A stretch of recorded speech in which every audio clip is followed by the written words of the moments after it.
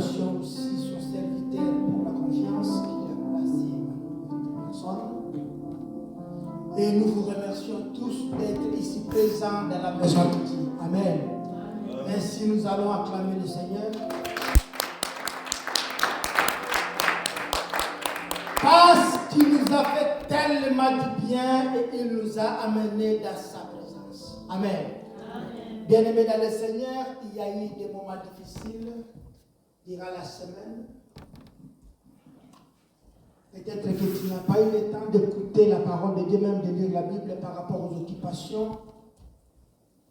Mais c'est aujourd'hui et les moments favorables que Dieu veut te parler de quelque chose de très important pour que tu ressaisis l'essentiel de ce qu'il a pour toi. Durant l'année ici, nous allons parler de se ressembler à Jésus-Christ. C'est notre thème de l'année et ce thème est très capital pour nous, enfants de Dieu. Nous devons nous ressembler à Jésus-Christ. Bien-aimé, se ressembler à quelqu'un a pour synonyme d'avoir des traits d'union avec celui à qui on se ressemble. D'avoir des traits communs avec celui à qui on se ressemble. Il doit y avoir une efficacité entre toi et l'homme qui te ressemble. Et cela détermine certaines choses que les gens vont trouver à toi.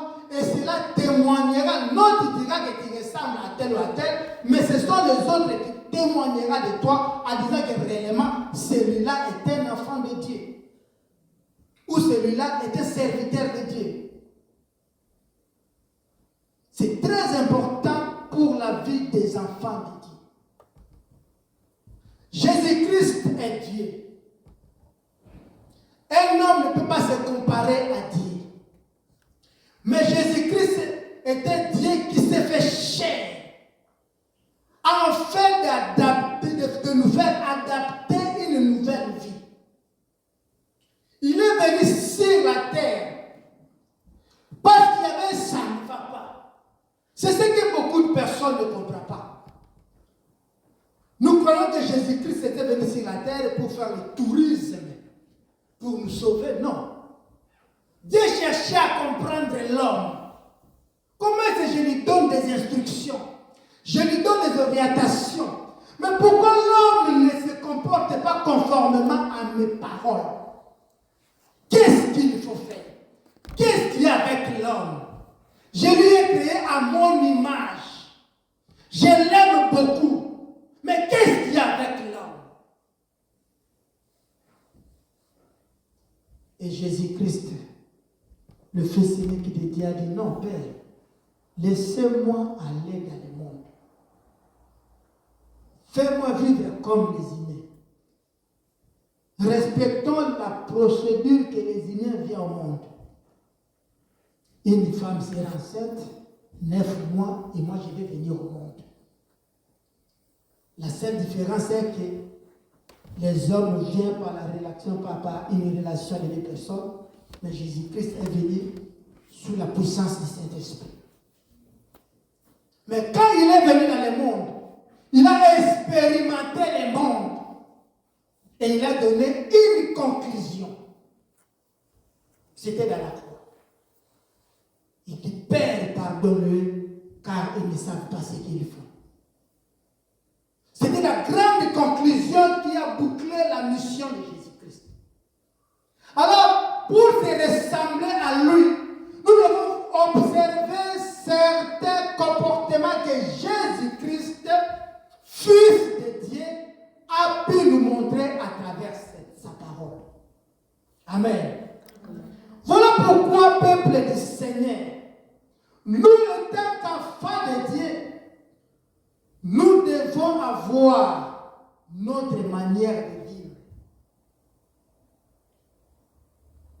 Nous devons avoir notre façon de voir les choses.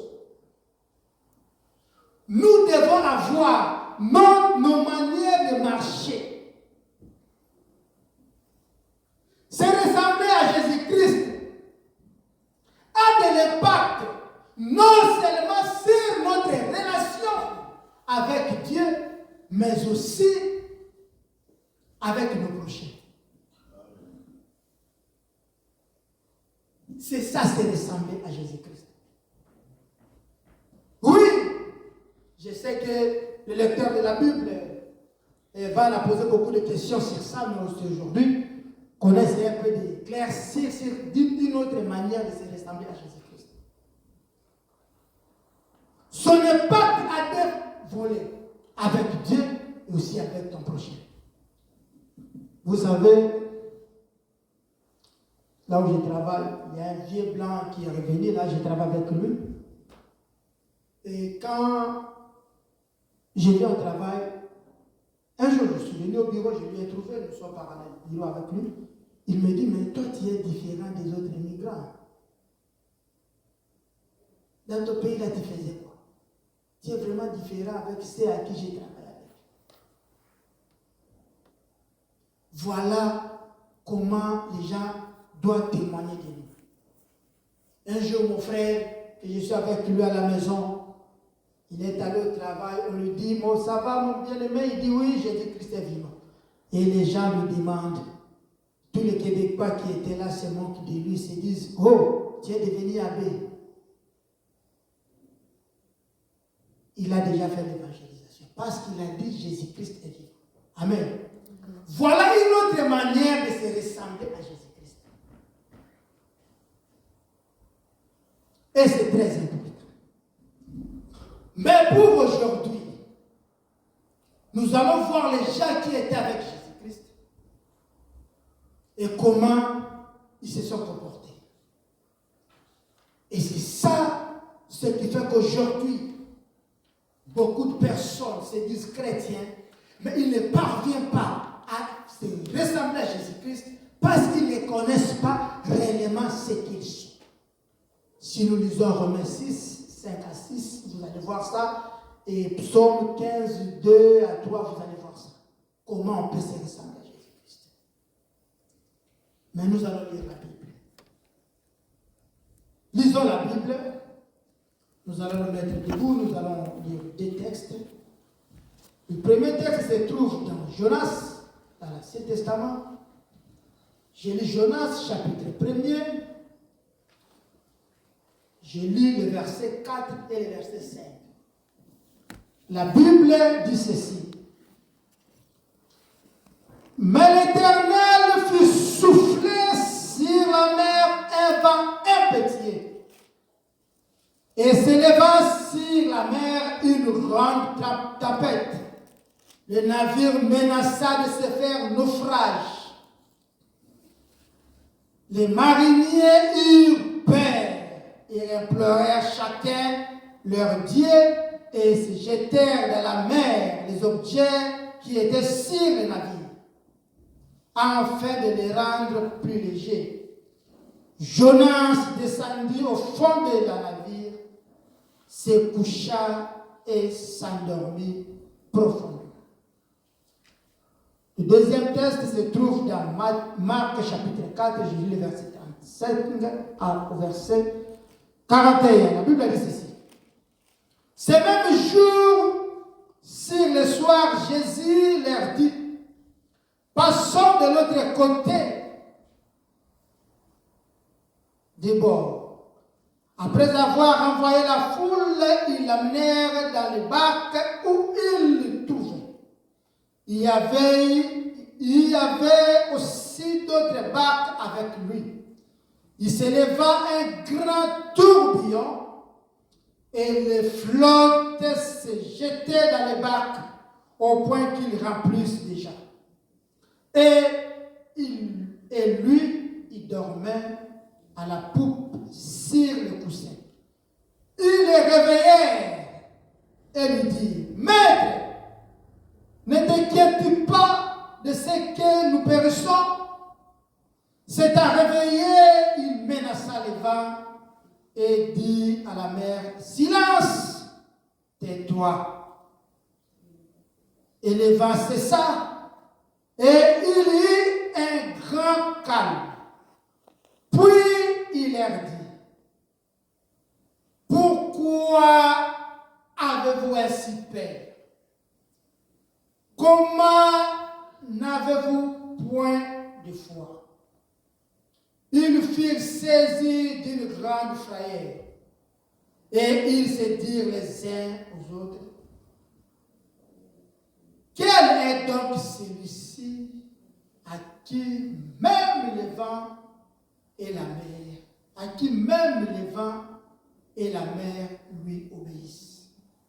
Prions le Seigneur. Éternel notre Dieu, Père de notre Seigneur Jésus-Christ, c'est toi qui établis la parole pour donner la vie à un peuple. C'est toi qui as dit, tu envoyas ta parole et ta parole le guérit. C'est toi qui as dit que ta parole est comme la pluie qui tombe et ne peut jamais retourner au ciel sans toutefois donner la semence à la terre. Ô Père de gloire, voici les moments favorables où ton peuple se sont déplacés pour t'écouter. Se sont déplacés pour apprendre quelque chose de toi. Se sont déplacés parce que tu les as choisis afin qu'ils reçoivent quelque chose de particulier. Ainsi, Seigneur, averti du pouvoir que tu nous donnes, je prends l'autorité sur tous les pensées captifs et je les ramène à l'obéissance du Christ, et cela au nom de Jésus-Christ. Éternel notre Dieu, par le Saint-Esprit, je libère les esprits de tes enfants. Que l'illumination de ta parole soit dans leur vie. Qu'ils comprennent qu'ils sont devant ta présence et qu'ils saisissent l'essentiel de ta volonté. Parle à ton peuple, Seigneur, au nom de Jésus-Christ. Amen. Amen. Amen. Nous pouvons acclamer le Seigneur tout en réclamant la place et nous disons gloire à Dieu. Bien-aimés dans le Seigneur, de quoi est-il question par rapport aux deux textes que nous venons de lire? Il y a des points de convergence entre les deux textes que nous venons de lire. Premièrement, nous avons lu dans l'Ancien Testament le livre de Jonas. Il y a eu, si vous lisez tous les chapitres, nous connaissons bien, il y a eu des moments difficiles où Jonas s'obéissait à aller répondre à un appel de Dieu. Et il a fui à la présence du Seigneur. Il s'est retrouvé dans les navires. Et là, Dieu dit négatif, tu n'iras pas loin, tu finiras à aller accomplir ce que je t'ai envoyé. Bien-aimé dans le Seigneur, pendant le chemin, il y a eu quelque chose qui s'est passé. Dieu a envoyé le vent, la tempête, qui a soufflé, à tel point que le navire a cédé. Et les marins qui étaient là, et les passagers qui étaient là, se posaient des questions. D'où vient cette malédiction? Ils ont commencé à réfléchir. Sauvons nos vies. Première option. Ils ont dit non, nous devons d'abord sauver notre vie. Ils ont commencé à jeter les objets dans la mer pour alléger l'embarcation. Mais cela ne suffisait pas. Mais là où nous avons lu en ces jours, la Bible dit ils jetèrent des choses et Jonas est retourné pour s'endormir. Il s'endormait. Il en est de même de ce que nous avons lu dans Marc chapitre 4, verset 35 à 41, alors que Jésus traversait avec les disciples la Bible dit, il y a eu un vent, un tourbillon qui a bouleversé la navigation. Et Jésus s'endormait.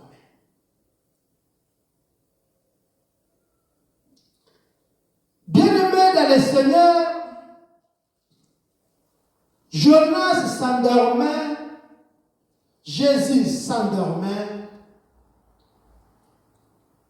Tous les deux textes que nous avons lus ont des points de convergence.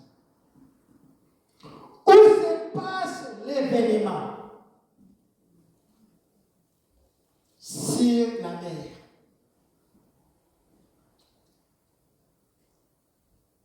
Comment? Dans les embarcations.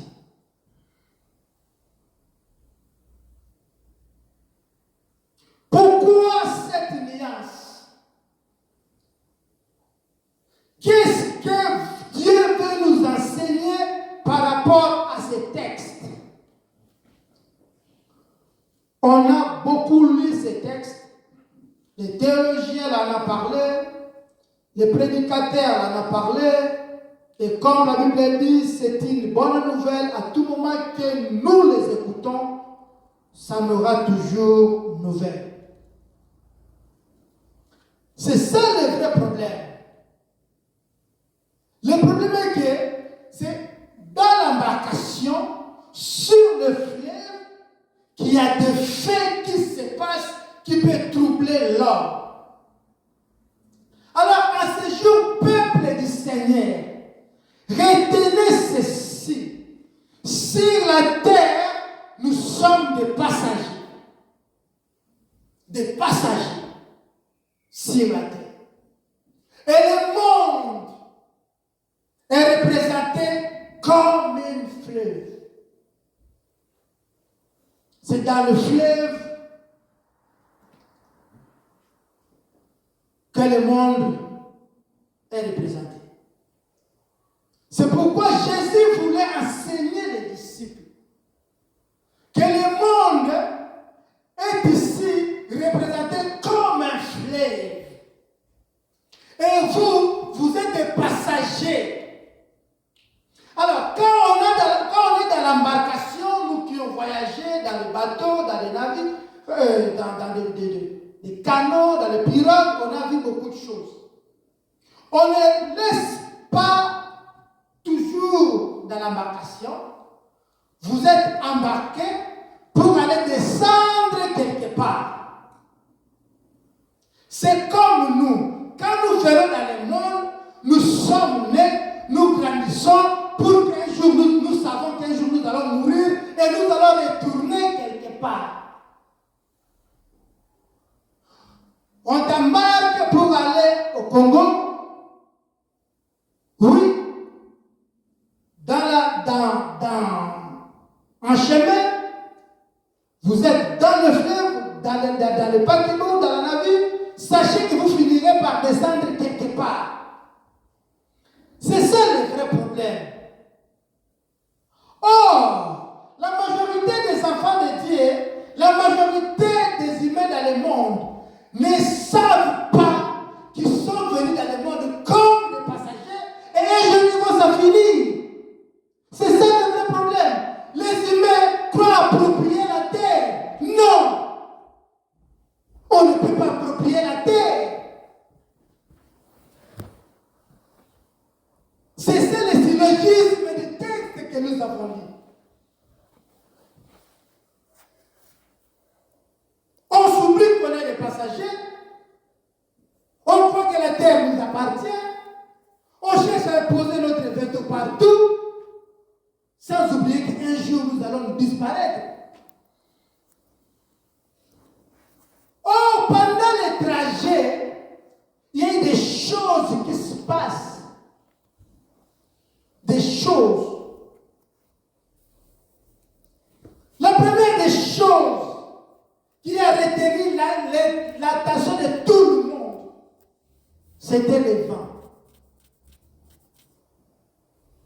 Le vent a soufflé très fort. Très, très fort.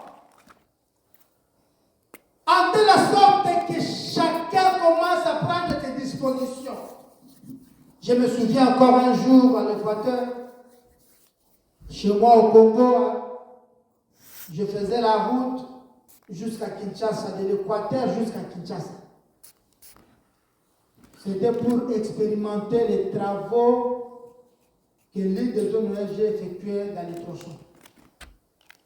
Et arrivé dans d'autres endroits, nous étions obligés de traverser le fleuve avec la barque. Vous entrez, la voiture aussi, la Jeep aussi entre. Papa te dit qu'on a une belle expérience. Et vous êtes là. Et cette fois-ci, nous allons traverser lac Mai-Ndombe. Je vous assure, là c'était la pire des horreurs de ma vie. Nous étions là, on a embarqué, on n'a pas entré, nous étions là entrés. Non, il ne faut pas entrer dans le véhicule, mettez-vous à côté. Et la barque commence à traverser. Il faut faire 5 heures ou 6 heures du temps de là où nous étions pour arriver à Inongo. 5 ou 6 heures du temps.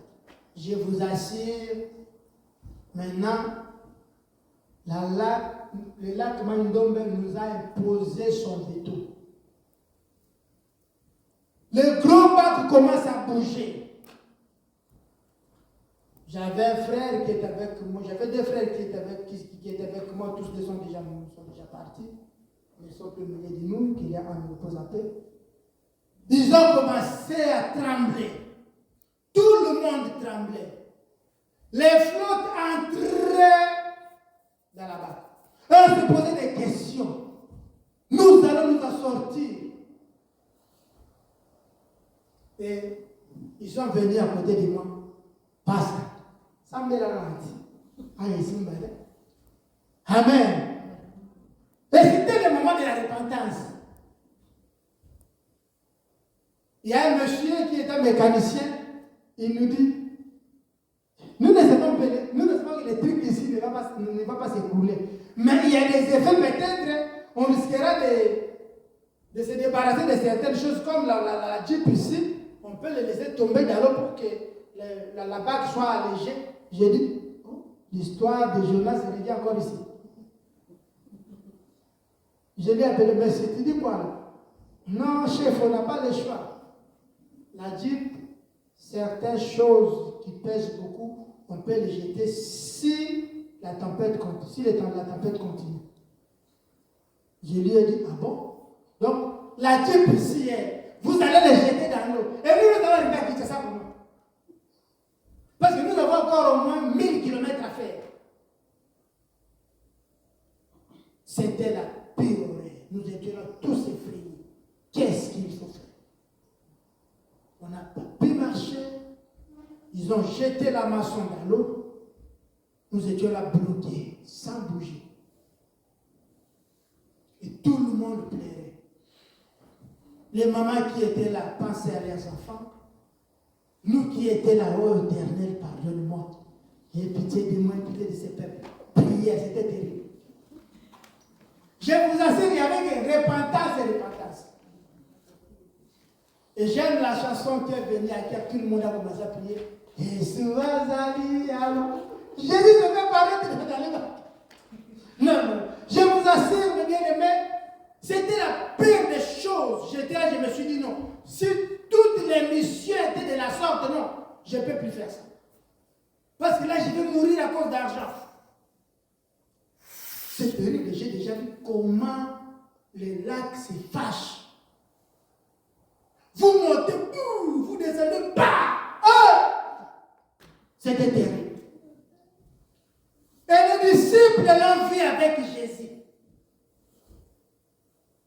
Les mariniers l'ont vu avec Jonas. Ils ont commencé à jeter des choses. Bien-aimés dans le Seigneur, nous nous ressemblons à Christ. Celui qui se ressemble à Christ marche avec Christ. Et celui qui marche avec Christ est à la même navire que Christ. Ou à la même pirogue que Christ. Alors dans la pirogue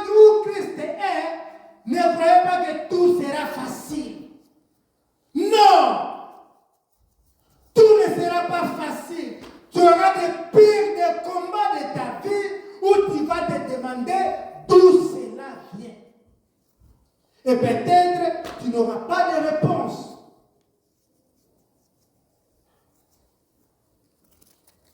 Les disciples étaient là. La tempête passait et Christ s'endormait. Le tourbillon bouleversait la navigation. Il ne pouvait pas avancer. Tout était bloqué, stoppé. Le plaire, le graissement des dents, que doit-nous faire? Et le Christ était là, endormi. Comme des mariniers trouvaient les solutions, ils ont commencé à jeter des choses.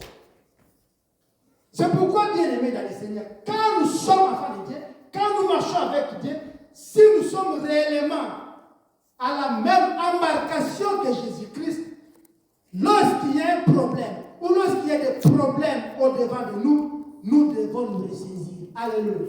Amen. Alléluia. Amen. Nous devons nous ressaisir. Je me souviens, il y avait une maman, malade. Il est allé à l'église. On lui dit, chez nous, ça fait partie des mauvais sorts. Mais chez nous, au Congo, on appelle ça mbassou. Il est allé à l'église avec son mbassou, mauvais sort. Je crois que sa jambe commençait déjà à gonfler, quelque chose comme ça. Arrivé à l'église, les pasteurs ont prié.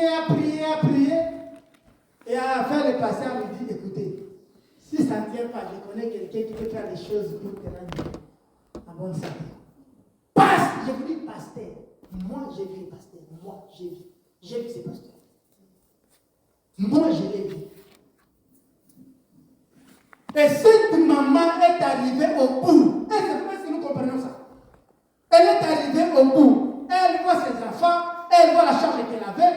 Elle était obligée d'accepter la voix du pasteur. Pourquoi? Parce qu'elle se disait, il n'y a que le pasteur qui peut me dire ça.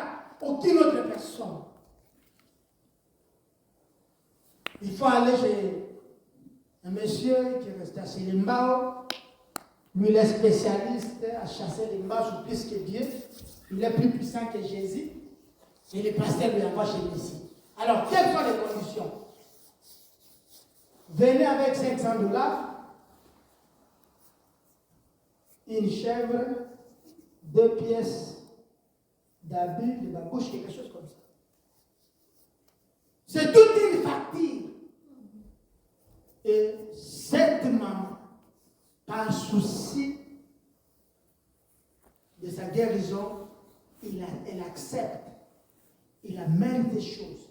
Et le pasteur nous conduit chez le Messie. Est-ce que vous imaginez? Un certain dimanche, je suis revenu de l'église. Je lui ai dit, d'accord, je vais passer, je vais prier pour toi. Je suis allé là-bas, j'ai prié pour lui. Quand j'ai fini, c'est par là qu'elle me raconte tout ce que je vous ai dit tout à l'heure. C'est elle-même qu'elle m'a dit en face comme ça. Un pasteur qui a une église à Kinshasa et qui accepte d'envoyer son fidèle chez un féticheur. Pourquoi? Parce que la maladie ne se guérit pas au nom de Jésus, cherchant une autre formule. Là, c'est malheureux. Ça nous arrive tous. Mais retenez que nous sommes des passagers.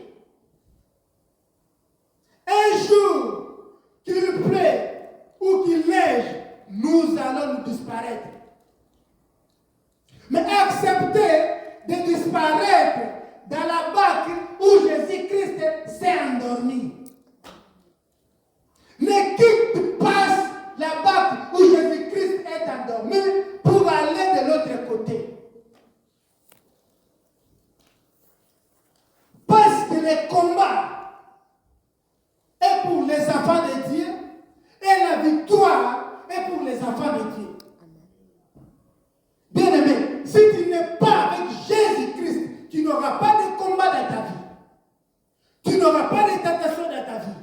Tu n'auras pas d'épreuve dans ta vie. Tu feras allusion à rien dans ta vie. Tu vas naviguer Mais si tu as Jésus-Christ, tu auras des combats et des combats, des tentations et des tentations. Mais dans toutes ces choses, mes bien-aimés dans le Seigneur, retenez ceci.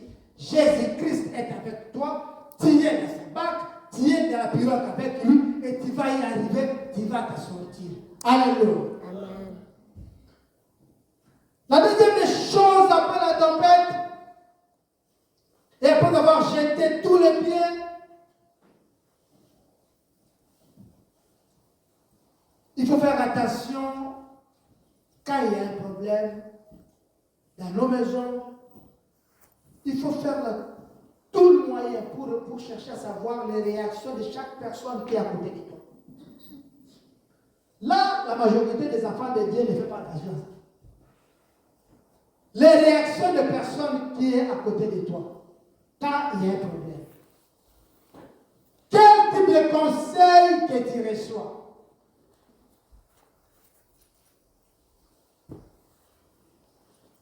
Quel type de conseil que tu reçois?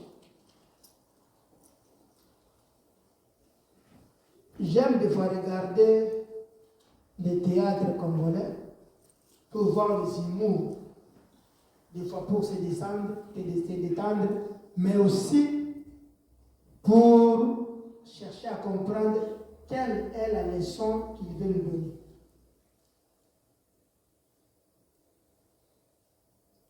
Il y a des personnes qui ne vérifient rien. Il y a des personnes qui ne ressaisissent pas devant les faits. Et là, c'est très grave pour la vie des humains sur la terre. Il faut toujours et pour toujours soyez et demeurer prudents. Regardez les réactions des autres qui sont autour de toi. Les disciples ont dit non, ça ne va pas. Comment il peut dormir? Les mariniers ont dit non, ça ne va pas. Cet homme est dormi. Il faut le réveiller. Parce que nous avons tout fait. Il y a quelque chose qui ne va pas. Tu es dans la pirogue avec Jésus-Christ. Je vous ai dit, il y a le vent qui souffle fort. Tu es abattu. Tu commences à t'oublier. Mais il y a quelqu'un qui est là à côté de toi. Mais pour lui arriver à le réveiller, il y a encore un autre point important que nous devons savoir. Nous devons ôter d'abord la peur au milieu de nous. Par peur de mourir, cette maman a accepté la voix du pasteur et il est allé voir le féticheur. Par peur de mourir. La paix. Si je meurs aujourd'hui, j'ai des enfants qui sont encore jeunes, qui peuvent prendre soin d'eux. Si je meurs aujourd'hui, je ne suis pas encore marié, je n'ai pas d'enfant, je ne peux pas laisser l'héritage. Si je meurs aujourd'hui, qui prendra la charge de ceux qui sont sous ma tutelle? Ce sont des questions que les responsables, que chacun de nous se pose. Et c'est là qui engendre la peur. L'inquiétude engendre la peur. Et quand la peur vient, chacun va dans son côté. Or, celui qui se ressemble à Jésus-Christ ne peut pas avoir la paix. Non, il ne peut pas. Voilà pourquoi Paul dit dans Timothée, de Timothée, si nous lisons le chapitre 1er de Timothée, le verset 7, nous allons voir ça. Paul nous encourage. Lisons ça, c'est de Timothée. Chapitre 1er. le verset 7. Qu'est-ce qu'il y a dit? Vous allez comprendre que l'inquiétude qui engendre la peur n'est pas de Dieu. Cessez de t'inquiéter. Lisons le Jésus. Car ce n'est pas un esprit de timidité que Dieu nous a donné, mais un esprit de force, d'amour et de sagesse. Ce n'est pas un esprit de timidité. Dans ma version, on dit ce n'est pas un esprit de la paix que Dieu vous a donné. Mais quand il y a un problème, Paul nous dit il faut écarter la paix. Il faut mettre la sagesse, la force et la connaissance pour s'en sortir. Mais nous, non, ce n'est pas le cas. Lorsqu'il y a un problème, on consulte tout le monde, même ceux qui n'ont pas de réponse. Je vous assure, mes bien-aimés, ne soyez pas comme les Québécois. Ah non. Vous venez le matin, même les problèmes qui te concernent pas. Donc tu ne sais même pas d'où trouver la solution. Il commence à te rencontrer, voilà ma maison c'était comme ça. Voilà, tu dis, mais je ne connais même pas où commencer. Qu'est-ce doit dire à celui-ci? Il y a certaines choses ou certains problèmes que Dieu lui-même a la réponse. Amen. Il y a certaines choses ou certains problèmes que moi je n'ai pas de réponse. Un jour, je parlais avec une sœur. Il m'a posé des problèmes. Je lui ai écouté. Et après, je lui ai dit, ton problème là, moi, je n'ai pas de réponse. Parce que ça dépasse ma foi. Mais tout ce que je peux te dire est la foi et prière. Amen. Parce que tout ce que tu m'as étalé là, je ne vois pas comment m'introduire. Mais je sais qu'il y a quelqu'un qui a la réponse. Prions pour qu'il ouvre les yeux et que nous voyons. C'est ça ce qui est pour nous, les enfants de Dieu, ce qui se ressemble à Jésus-Christ. Nous devons nous comporter de la sorte. Se comporter de la sorte, c'est donner gloire à Jésus-Christ. Se comporter de la sorte, c'est se référer à Jésus-Christ.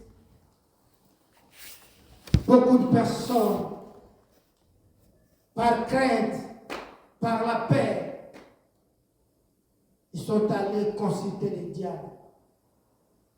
Ils ont perdu leur foi. Ils ont oublié que Christ est avec eux dans le barque. Dans l'embarcation, Christ est avec eux. Nous allons vers le ciel. Nous y arriverons vers le ciel. Mais durant tout notre pèlerinage, sur la mer qui est le monde, il y a des tourbillons, il y a la tempête, et il y a des comportements que nous devons observer. Parce que ce n'est pas facile. Ce n'est pas facile. Bien-aimés, nous devons comprendre que les enfants de Dieu ont une vie à part et ont aussi des comportements à part. Voilà le verset 48. De là où nous avons lu, dans le verset 38, de là où nous avons lu, Jésus s'est réveillé. Il s'est réveillé. J'aime la réaction du maître. Maître s'est réveillé enfin pour donner la solution au problème. Et la Bible dit, s'étant réveillé, je lis le verset 39, il menaça les vents et dit à la mer, silence, tais-toi. Silence, tais-toi. Voilà notre sujet de ce dimanche. Amen. Est-ce que nous pouvons acclamer le Seigneur? Silence, tais-toi, est la réaction du maître, muni de l'autorité suprême, l'autorité qui nous a donnée. Il dit dans la Bible, donné l'autorité. C'est cette autorité des fois que nous ne croyons pas que nous en avons. Disons Luc 10, verset 19. Qu'est-ce qu'il a fait? Nous avons l'autorité. Tu as l'autorité d'arrêter les vents. Tu as l'autorité de s'opposer à tous ceux qui compromettent à ta vie. Tu as l'autorité de dire tais-toi et n'avance pas. Tel cas, tais-toi, toi la maladie, tais-toi, ton problème qui te menace, le chômage, tout consort, tais-toi, c'est fini. Tu ne peux plus embrouiller ma vie. Laisse-moi avancer avec Jésus. Tu as cette autorité.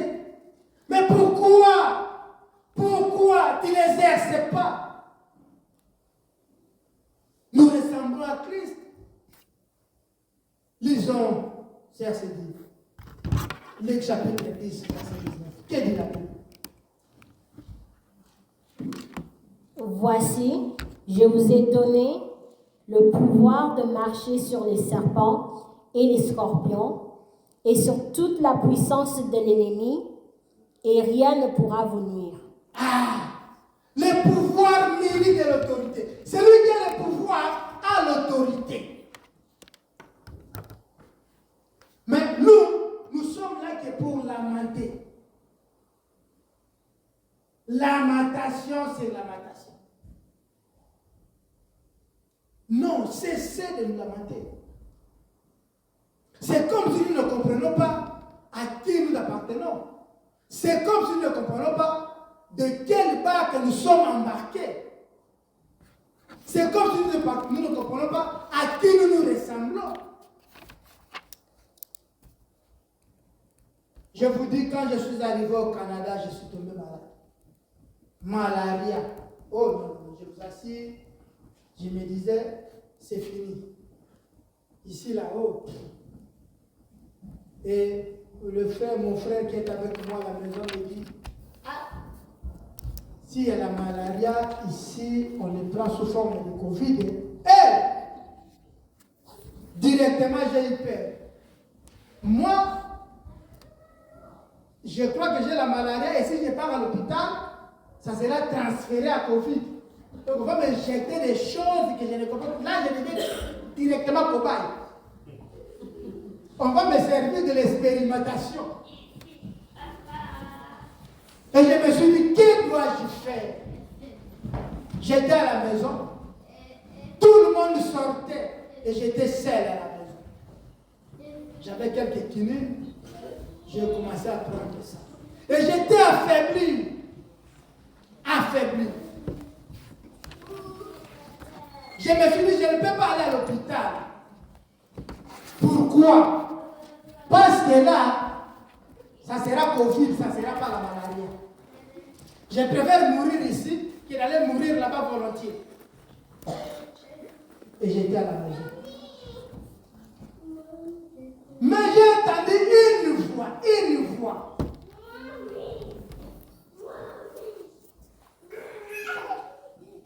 Qui m'a fortifié. Cette voix m'appelait le nom que ma mère m'appelle beaucoup. Papi, ressaisis-toi. J'étais endormi loin, j'ai entendu quelqu'un qui me dit, papi, ressaisis-toi. Je me suis ressaisi. Par peur de l'hôpital, j'allais mourir à la maison. Parce que là, je savais déjà quand je pars, je vais retourner parce que je n'ai pas la Covid. Et aussi au Canada, on sait que l'étape de la Covid est déjà passée et toi tu vis avec la Covid, c'est fini. C'est fini, on est soustrait à la vie. Tu es soustrait. C'est fini. Et j'ai commencé à chanter, non, jamais tout seul. Jésus, mon sauveur, me garde, je ne serai jamais tout seul. C'est pourquoi j'aime beaucoup cette chanson. Bien-aimés, voilà un enfant de Dieu. Nous devons nous ressaisir. Nous devons savoir que nous sommes munis de l'autorité suprême de Jésus-Christ. Cette autorité qui nous a donné, il nous dit de dire silence, d'arrêter tout ce qui peut compromettre à notre vie. Qu'est-ce qui compromet ta vie durant la marche, durant le voyage, nous sommes à la barque avec Jésus. Qu'est-ce qui compromet à ta vie? C'est aujourd'hui, bien-aimé, que tu dois te réveiller et dire non, c'est fini. Tu ne peux plus compromettre dans ma vie. Tu dois arrêter. Tu dois toi-même prendre l'autorité. Pourquoi? Parce que nous avons le pouvoir. La Bible dit la vie et la mort est le pouvoir de la langue. La langue a un pouvoir. C'est le pouvoir que Christ nous a donné de marcher sur les scorpions, comme nous venons de lire. Et la Bible dit rien ne peut nous y arriver. Pourquoi? Parce que Jésus-Christ est avec nous. Ce n'est pas un homme, c'est Jésus-Christ. Ce n'est pas moi, c'est Jésus-Christ. Ce n'est pas ton mari, ce n'est pas les enfants, ce n'est pas ton père, mais c'est Jésus-Christ.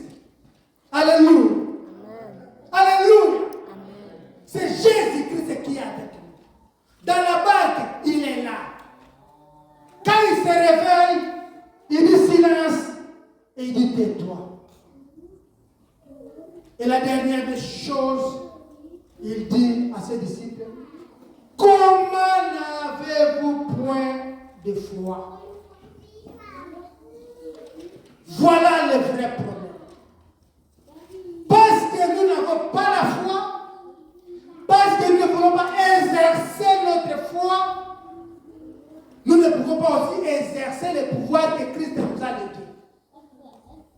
Pour exercer le pouvoir que Christ nous a légué, nous devons avoir la foi. Nous devons avoir la foi. Devant la tempête, devant les tourbillons, devant les problèmes, devant les obstacles. Oh non, c'est fini. Tu perds le contrôle. Mais Jésus-Christ est avec toi. Tu as le pouvoir de faire taire ces problèmes, mais tu en manques la foi. Tu en manques la foi. Christ dit à ses disciples, vous n'avez pas la foi. Mais si tu n'as pas la foi, demande à Dieu. Comme les disciples ont fait. Les disciples ont demandé à Jésus, augmente-nous la foi. Augmente-nous la foi. Toi aussi, tu peux le dire dans tes prières, Seigneur, augmente ma foi pour que je voie les choses autrement. Jusque-là, tu n'as pas encore vu les choses autrement. Qu'est-ce que la foi? Pourquoi la foi? C'est quoi la foi? Lisons la Bible. Pour terminer, lisons la Bible. Hébreux, chapitre 11. Lisons le premier verset. Et nous allons comprendre la foi. Sœur Laure, si tu es déjà, tu peux lire. Tu es là? Arrêtez, Sœur Zérif, tu es là? Oui, tu peux lire. Lisons. Venez avec vos Bibles à l'église. Or, la foi est une ferme assurance des choses qu'on espère, une démonstration de celles qu'on ne voit pas. Ah! J'aime cette définition. Une démonstration de celles qu'on ne voit pas, mais de ce qu'on espère y arriver. Mais si tu n'as pas la foi, tu n'auras pas le pouvoir de Jésus-Christ. Le pouvoir que Christ a donné, tu n'en auras pas. Pourquoi? Parce que tu n'as pas la foi. Demande à Dieu d'augmenter la foi. Parce que dans la barque que nous sommes embarqués, il y a beaucoup de choses lors de notre passage, lors de notre pèlerinage. Si nous n'avons pas la foi, si nous ne comprenons pas, si nous ne comprenons pas que nous avons le pouvoir que Christ nous a donné, nous n'allons rien faire. Nous n'allons pas avancer. Nous allons tourner à rond. Cessez de tourner à rond. Cessez de t'inquiéter. Écarte la peur dans ton chemin. Parce que Christ est avec toi.